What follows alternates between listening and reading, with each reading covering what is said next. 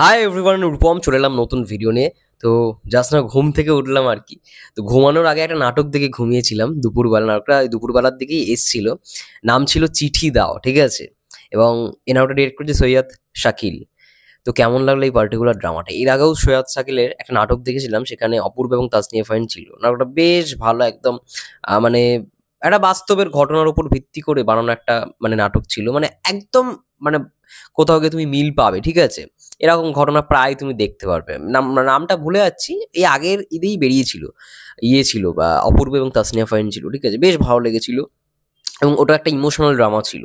এবং এখন যে নাটকটা নিয়ে কথা বলবো সেটা হচ্ছে চিঠি দাও। এটাও একটা ইমোশনাল ড্রামা, তোমাকে শেষটা কোথাও গিয়ে ইমোশনাল করে দেবে বা কিছু কিছু মুহূর্ত তোমাকে ইমোশনাল করবে, ঠিক আছে? অপূর্বর ক্যারেক্টারটাই এখানে ইমোশনাল একটা ক্যারেক্টার, ঠিক আছে? মানে ওর সঙ্গে যে জিনিসটা হচ্ছে, ও হয়তো বুঝতে পারছে যে হ্যাঁ এটা মানে ভুল, বা এটা মানে কোথাও গিয়ে ওর একটা মনের মধ্যে খারাপ লাগা তৈরি করছে।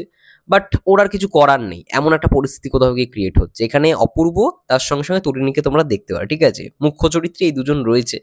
বাট লাস্টে গিয়ে একটা তোমরা টুইস্ট পাবে এই নাটকটার মধ্যে, যেটা সব থেকে ভালো লাগার। বাট অনেকের আবার ভালো নাও লাগতে পারে সেই টুইস্টটা, যে অ্যাকচুয়ালি এটা কি হলো। এই কিছুদিন আগে মন বদল বলে একটা নাটক এসেছিল, ঠিক আছে? সেখানে তটিনীর মানে দুটো ক্যারেক্টার ছিল। একটা তটিনী মারা যায়, এরকম একটা ব্যাপার ছিল। তো আরো একজন তটিনী ছিল, ওই আমি বলেছিলাম জারা আর সারা, ঠিক আছে? রিভিউ করেছি জোভানা তটিনী, ওই নাটকটা মন বদল কিছুদিন আগেই এসছে, গত পরশুদিন আই থিঙ্ক। তো এই নাটকটা দেখলাম, এইখানেও একটা জিনিস তোমরা মিল পাবে ওই নাটকটার সঙ্গে। ওই নাটকটার একটা জিনিস তোমরা দেখবে যেটা কিন্তু এই নাটকটার মধ্যে একটা সিমিলারিটি রয়েছে। এই নাটকটার মধ্যে তরিণীকে একটু অন্যরকম ভাবে দেখতে পেলাম, যেটা সব থেকে বেশি ভালো লাগার জিনিস।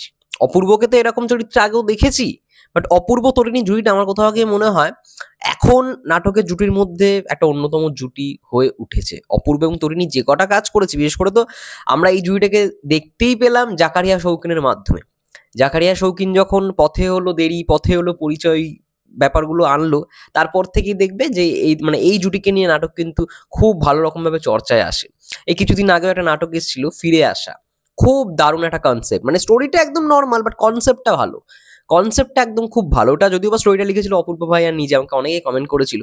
ওটা খুব ভালো একটা ইউনিক ব্যাপারের উপর, মানে সোশ্যাল মিডিয়ার উপর আমরা এতটা বেশি অ্যাটাচড হয়ে যাচ্ছি যে বাইরের দিকগুলো আর খেয়াল রাখতে পারছি না, সেটার উপর ভিত্তি করে একটি নাটক ছিল, দারুণ।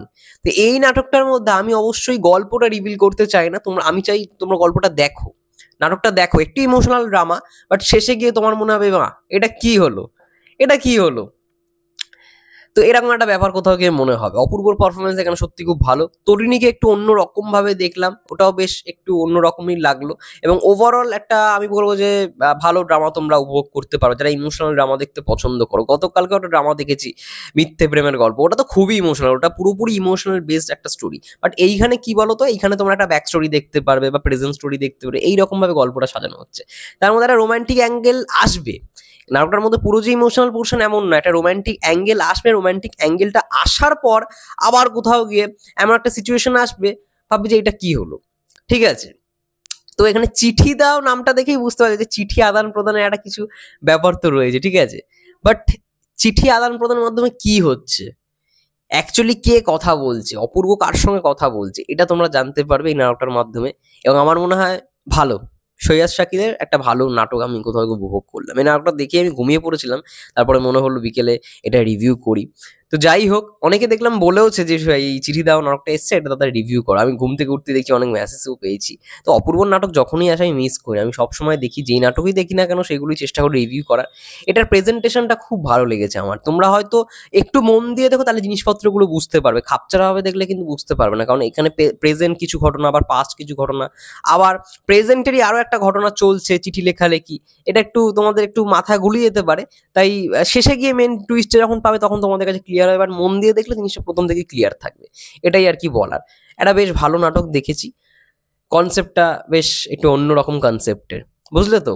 ব্যাস, আর বেশি কিছু রিভিল আউট করবো না, বেশি কিছু রিভিল আউট করলে স্পয়লার হয়ে যাবে, আমি স্পয়লার হতে চাই না। তোমরা দেখো, অপূর্ব নাটকটা দেখো, ভালো লাগবে। যাই হোক, তোমাদের কি মন্তব্য কমেন্ট করে জানাও, যারা যারা দেখে নিয়েছো। ততক্ষণের জন্য সেই ভালো থেকে সুস্থ থেকো, টেক কেয়ার।